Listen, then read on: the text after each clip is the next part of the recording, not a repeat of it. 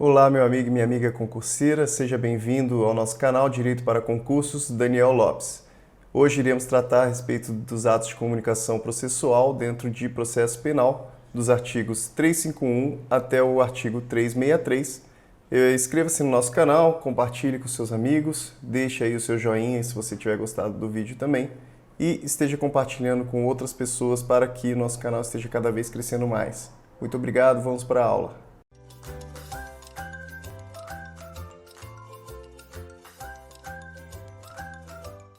Vamos lá, meu amigo e minha amiga concurseira.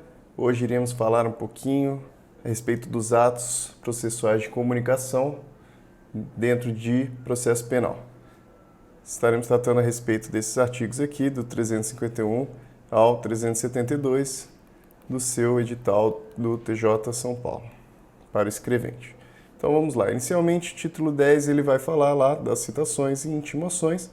Primeiro vamos falar das citações no capítulo 1º. Então, 351 diz: a citação inicial far-se-á por mandado quando o réu estiver no território sujeito à jurisdição do juiz que a houver ordenado. Então, vamos lá. Temos que a citação é um ato de comunicação ao réu. Comunica-se, então, o réu de que ele está respondendo a algum tipo de acusação, seja uma denúncia ou seja uma queixa. Existem dois tipos de citação, tanto a citação real e a citação ficta. A citação real, em regra, ela é feita por mandado do oficial de justiça. Já a ficta, ela é feita por edital ou citação por hora certa. Temos então essas duas hipóteses de citação. Iremos tratar a respeito das duas. Precisamos diferenciar aqui que, com relação ao processo civil, nós não temos aqui a previsão de uma citação feita por meio dos correios. Então aqui é uma diferença importante que, com relação à citação real, ela é feita em regra por mandado de um oficial de justiça. Também se houver algum tipo de problema com relação à citação, como é um ato que ela acaba fazendo essa inclusão processual, ela integra a relação processual com relação aos seus sujeitos, é importante salientarmos que existe então um caso sério de nulidade, uma nulidade absoluta, e caso exista assim a citação, no entanto, de uma forma deficiente, pode-se alegar uma nulidade relativa e, para que ela seja considerada nula, necessitará ser averiguada se houve ou não prejuízo ao réu. Então, primeiro aqui o artigo 351 diz que é feito por mandado, como estávamos falando aqui, a citação real, que é a regra. Quando o réu estiver no território sujeito à jurisdição do juiz que a houver ordenado, então, se o réu estiver dentro ali daquela comarca, dentro daquele município, pode sim o próprio juiz determinar a citação daquele réu. 351 diz: o mandado de citação indicará o nome do juiz. Então temos aqui requisitos da citação. Caso descumprido algum deles, será uma situação passível de nulidade relativa, então precisaria averiguar se houve ou não prejuízo ao réu naquele sentido, mas em regra não é passível de nulidade absoluta. Então precisa ter esses requisitos aqui: nome do juiz, nome do querelante nas ações iniciadas por queixa.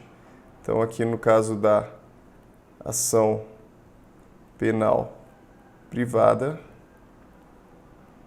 então, diferentemente da ação penal pública, em que ela tem a denúncia pelo Ministério Público, aqui na ação penal privada tem-se a queixa.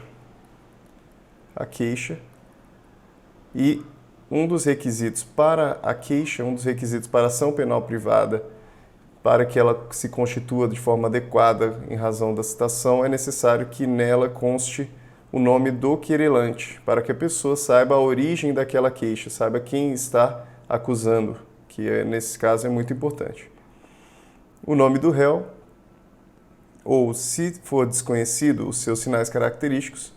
Então, é aquilo que já tratamos em outra aula, falando que a ação penal ela pode sim ser iniciada, mesmo que não tendo exatamente o nome da pessoa, mesmo que desconhecido alguns traços da pessoa ou residência, porque ele diz aqui que contendo os sinais característicos da pessoa, então estatura, idade, outros aspectos da pessoa, é possível sim trazer nesse mandado de citação.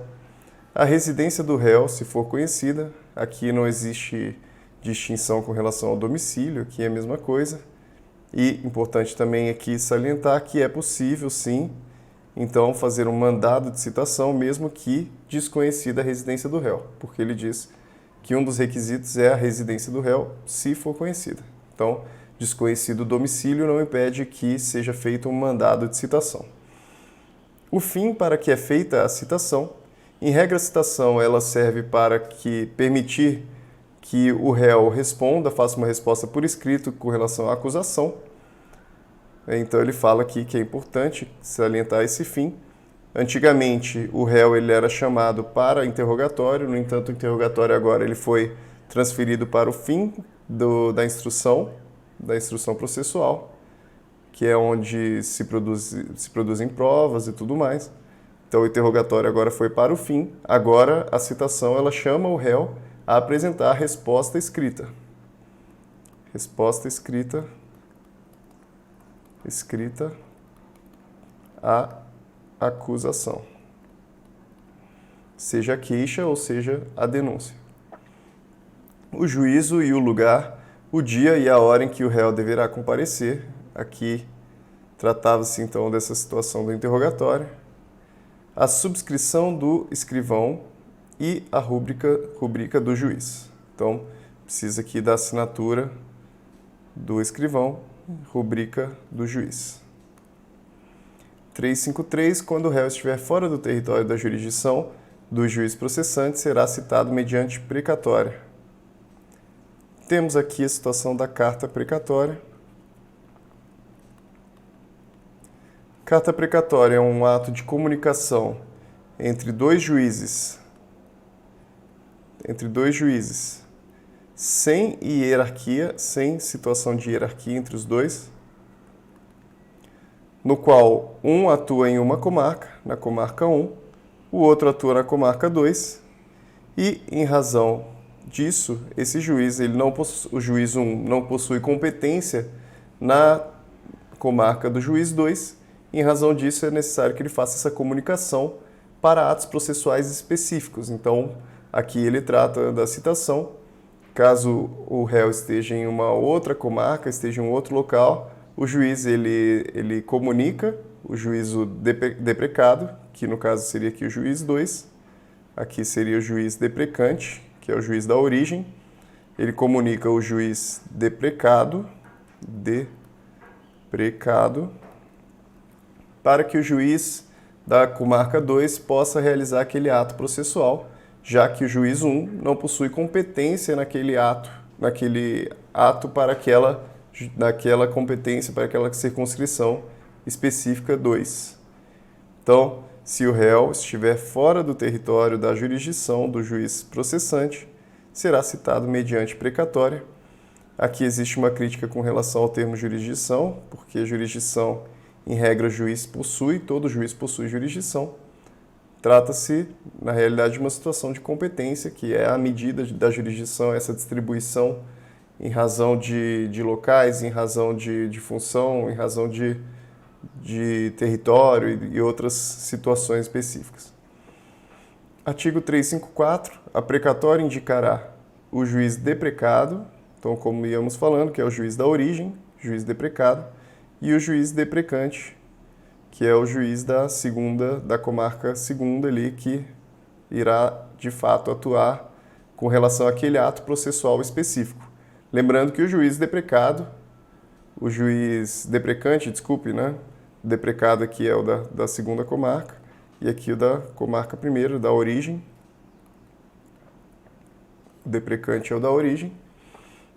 Lembrando que quem ainda continua responsável por aquele processo é o juízo deprecante, tá? O juízo deprecado ele é responsável por aquele ato processual em específico que foi comunicado a ele. A sede da jurisdição de um e de outro, como são duas comarcas distintas, é importante que saliente, então essa comunicação precisa tratar a respeito das duas comarcas.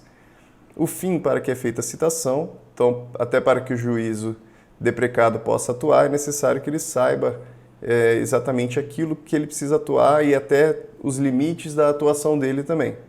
Então, com todas as suas especificações, o juízo do lugar, o dia e a hora em que o réu deverá comparecer. Aqui seria para um caso de uma audiência, por exemplo. 355. A precatória será devolvida ao juiz deprecante, independentemente de traslado, depois de lançado o cúmplice e de feita a citação por mandado do juiz deprecado. Então, no momento em que foi aqui cumprida a carta, ela é devolvida ao juízo deprecante com a informação de que já foi cumprida, e então ela retorna para o juízo deprecante. Verificado que o réu se encontra em território sujeito à jurisdição de outro juiz, então essa situação aqui ele trata quando o juiz deprecado recebe a carta. No entanto, ele percebe que o réu não está em sua comarca, ele está em uma outra comarca, em um outro território. Nessa situação, ele diz: a este remeterá o juiz deprecado. Então, o juiz deprecado remeterá ao outro juiz. Note aqui que ele não diz que o juiz deprecado irá devolver para o juiz deprecante, para que o juiz deprecante mande ele para o juiz da outra residência. Não é isso que ele está dizendo aqui. Ele está dizendo que o juiz deprecado ele manda diretamente para o outro juiz. Isso daqui temos a característica de itinerante da carta. A carta ela possui esse caráter itinerante, isto é, ele pode ir transitando de forma a ser cumprida da forma mais adequada possível. Ela não precisa retornar para o juiz deprecante. Então, a este remeterá o juiz deprecado os autos para efetivação da diligência, desde que haja tempo para fazer-se a citação. Parágrafo 2º diz: certificado pelo oficial de justiça que o réu se oculta para não ser citado, a precatória será imediatamente devolvida para o fim previsto no artigo 362. Essa situação já não cabe mais. Aqui tratava da situação do edital, que seria devolvida, então, essa carta precatória sem o cumprimento dela para que fosse feita essa citação por edital. Já não cabe mais isso, porque agora existe a previsão no 362 de citação por hora certa. Então, não cabe mais essa devolução em razão do réu estar se ocultando. Agora o que é feito é a citação por hora certa. 356, se houver urgência. A precatória, que conterá, em resumo, os requisitos enumerados no artigo 354, poderá ser expedida por via telegráfica, depois de reconhecida a firma do juiz, o que a estação expedidora mencionará. Aí, então, uma forma de possibilitar a rapidez nessa transição aí, nesse traslado aí. 357 são requisitos da citação por mandado. Então, requisitos da citação por mandado. 1. Leitura do mandado ao citando pelo oficial. Então, o oficial de justiça, no momento que ele for lá entregar aquele mandado, é necessário que ele leia e entregue a contrafé, que nada mais é ali do que uma cópia, né, daquela denúncia, uma cópia daquele documento, para que a pessoa tenha ali, ela possua, o réu possua, na qual se mencionarão dia e hora da citação. Então, nada mais é do que uma comprovação de que aquilo ali foi lido, de que aquilo foi entregue ao réu. Declaração do oficial na certidão da entrega da contrafé e sua aceitação ou recusa. Então, o oficial vai lá fazer uma certidão após esse mandado ser cumprido, ele vai fazer uma certidão dizendo que entregou a contrafé e de que aquilo foi aceito ou não foi aceito pelo réu. 358 trata da citação do militar. Existe aqui, então, uma hipótese específica para o militar, far-se-á por intermédio do chefe do respectivo serviço. Chefe do serviço para o militar. Então, no momento que for fazer uma citação de militar, é necessário que se comunique esse chefe, o chefe dele, em razão da hierarquia militar. Imagina-se aqui, então, uma situação de guerra, né? Pois sempre que pensamos em militar, pensamos em hipótese de guerra. Então, no momento que fosse citar esse militar, é importante que o chefe dele esteja a par da situação. Então, essa situação ela é feita por intermédio do seu chefe. O dia designado para funcionário público comparecer em juízo como acusado. Então, agora também aqui com relação ao funcionário público, de uma forma geral.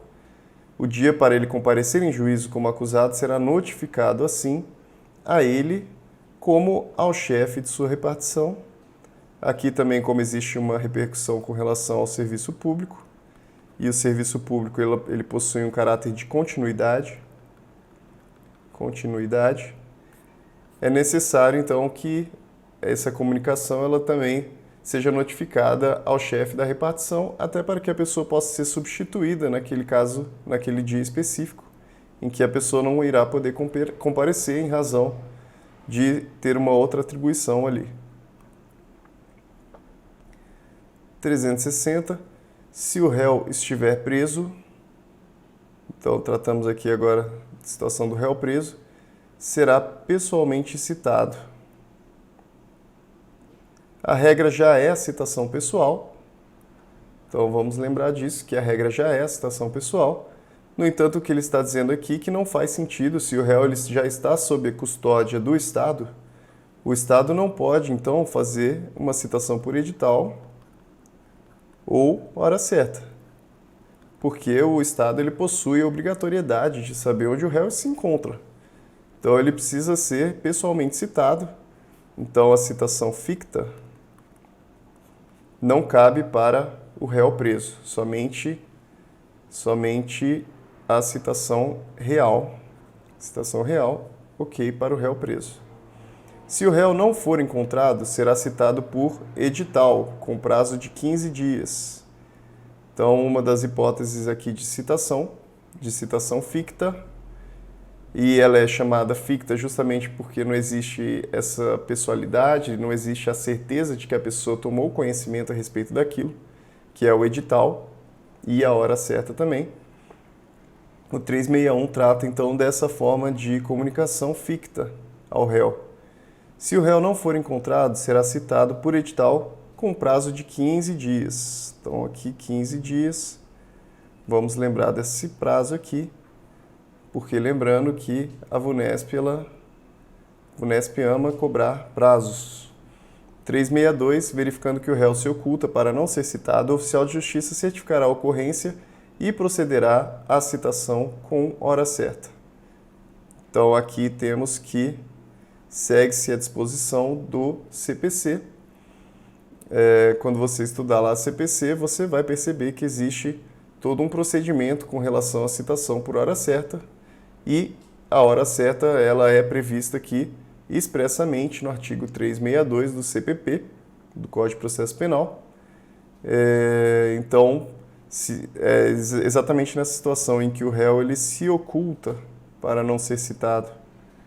Então, é aquela situação em que o réu, ele, para tentar evitar aquele processo judicial, ele acaba se escondendo, ele vê que o oficial de justiça quer citá-lo de alguma forma, ele acaba se escondendo, ele faz algum tipo de subterfúgio, e o oficial de justiça, sabendo disso, ele percebe que a pessoa está simplesmente se escondendo, e não é diferente da situação do edital, que no edital realmente não sabe onde a pessoa está em um local não sabido, né?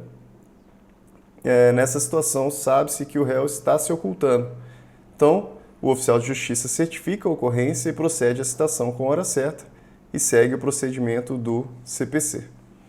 Completada a citação com hora certa, se o acusado não comparecer, então como é uma citação ficta, é possível que o acusado não compareça, porque ele pode não saber do processo, né, ou ele realmente não quis comparecer.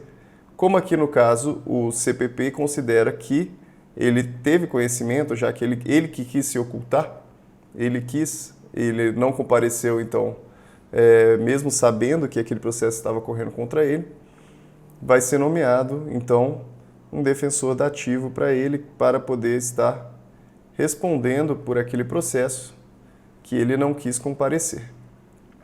Artigo 363, defensor dativo aqui, lembrando que é aquele defensor que vai ser constituído para atuar em defesa do réu, e como a defesa ela é obrigatória, não existe processo penal sem que a pessoa possua um seu defensor, então o defensor dativo é esse que vai assumir a defesa do réu, mesmo que ele não tenha comparecido.